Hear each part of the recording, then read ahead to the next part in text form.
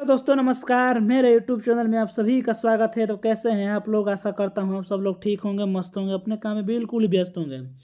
तो जैसा कि दोस्तों डेली मैं वीडियो डालता हूँ, आज पाँचवा पार्ट का वीडियो डाल रहा हूँ, जिस पार्ट का नाम है छाया मत छूना।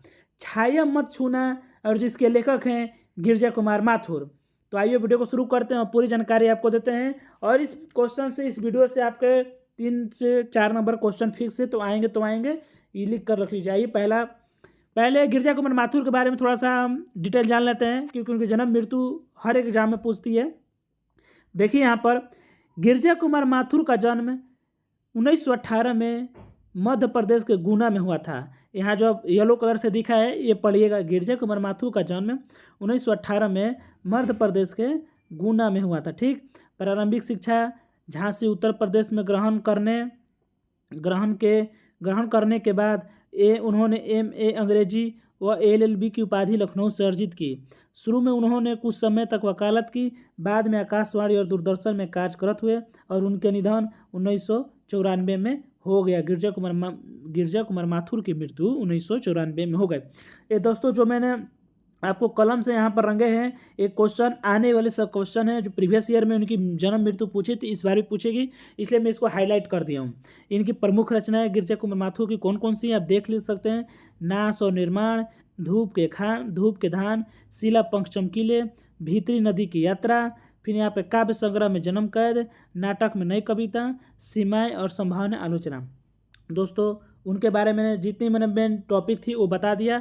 अब आइए पहला क्वेश्चन यहाँ से हम लोग शुरू करते हैं। ठीक दोस्तों, पढ़ लीजिए भाई, फायदा करेगा, नहीं तो फिर बाद में पछताने का अलावा रोने के अलावा दूसरा ऑप्शन आपके पास नहीं रहेगा।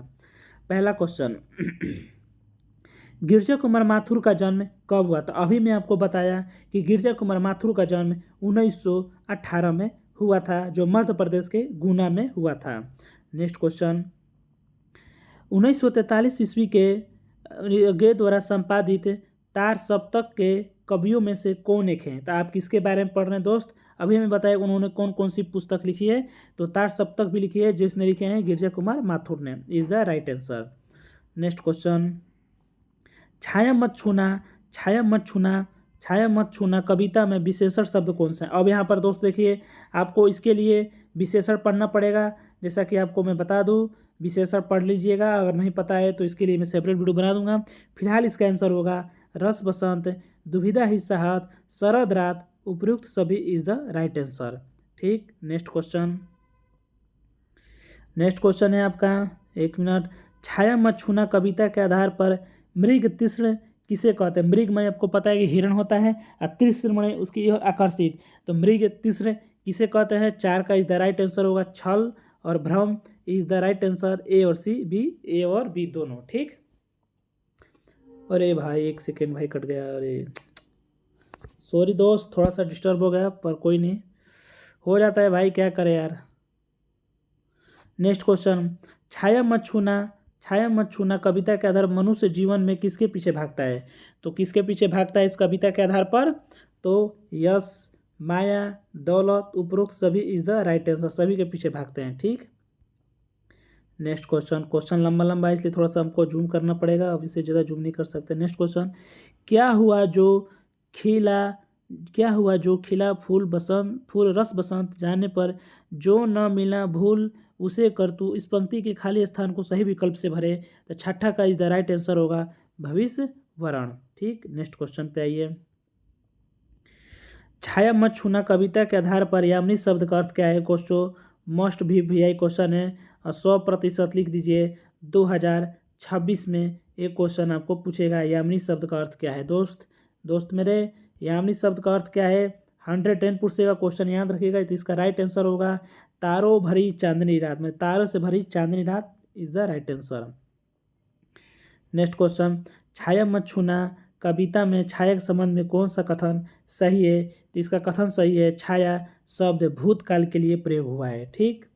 नेक्स्ट क्वेश्चन, छाया मत छूना कविता के आधार पर इस पंक्ति का अर्थ क्या है? तो इस पंक्ति का अर्थ है छाया मत छूना कि अतीत को याद करके दुख प्राप्त हो सकता है। जो अगर बीते, जिसे आप पहले दुख को झेले हैं और उसको याद कीजिएगा, तो आपको दुख आपको याद आएगा, तो आपको बहुत ही मतलब दुख होगा, अतीत याद कीजिएगा तो अपने बीता हुआ कल को। नेक्स्ट क्वेश्चन, छाया मत छूना कविता में चंद्रिका, ये देखिए चंद्रिका शब्द का अर्थ क्या है। अभी ऊपर हमने देखा यामिनी शब्द का अर्थ क्या है, यहाँ पर मिल गया चंद्रिका शब्द। ये सब जो क्वेश्चन है भाई यही क्वेश्चन आपको पूछेगा, यही क्वेश्चन पूछेगा जो आपको और टीचर लोग नहीं बताएंगे। ये आपका मेरा भाई, आपका अपना भाई बताएगा, विवेक कुमार। 11 का इज द राइट आंसर। चांदनी चांद से होती है, सितारों से नहीं। आगे आप लोग कमेंट करके बता दीजिएगा। नेक्स्ट क्वेश्चन, छाया मत छूना में कवि ने मृग मरीचिका किसे कहा है। दोस्त मृग मरीचिका किसे कहा है, इज द राइट आंसर होगा धन वैभव, सांसारिक यश, ए और बी दोनों को। अब मृग मरीचिका साइंस में बताइएगा किस घटना के कारण घटित होता है, परावर्तन, अपवर्तन, पूर्णांतरिक परिवर्तन या अनुनाद। ठीक है, इज द राइट आंसर आप लोग हमें बताइएगा मृग मरीचिका किस कारण घटित होता है। साइंस का क्वेश्चन है, पूछ दिया हूँ थोड़ा सा।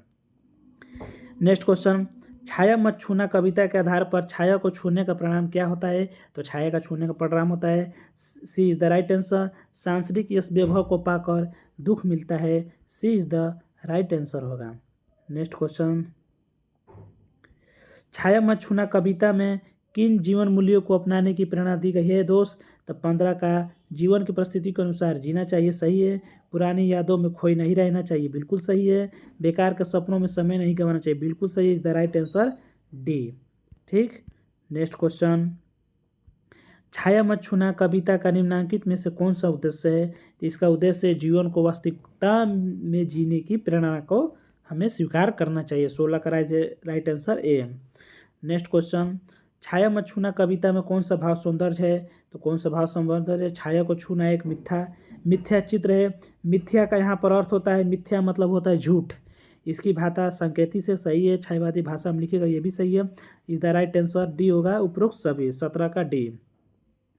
नेक्स्ट क्वेश्चन, छाया मत छूना कविता में कवि के अनुसार मानव मन किसे पाने के लिए भ्रमित रहता है। तो 18 का राइट आंसर होगा ए और सी बी दोनों, यश को और वैभव को दोनों को पाने के लिए उसका मन भ्रमित रहता है।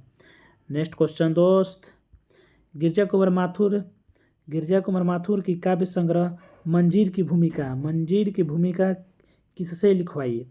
तो किससे लिखा है, किसके बारे में पढ़ रहे हैं, गिरजा कुमार माथुर के बारे में पढ़ रहे हैं, लेकिन इन्होंने लिखवाया था निराला के बारे में। निराला भी एक कवि है, आप लोगों ने नाम सुना होगा।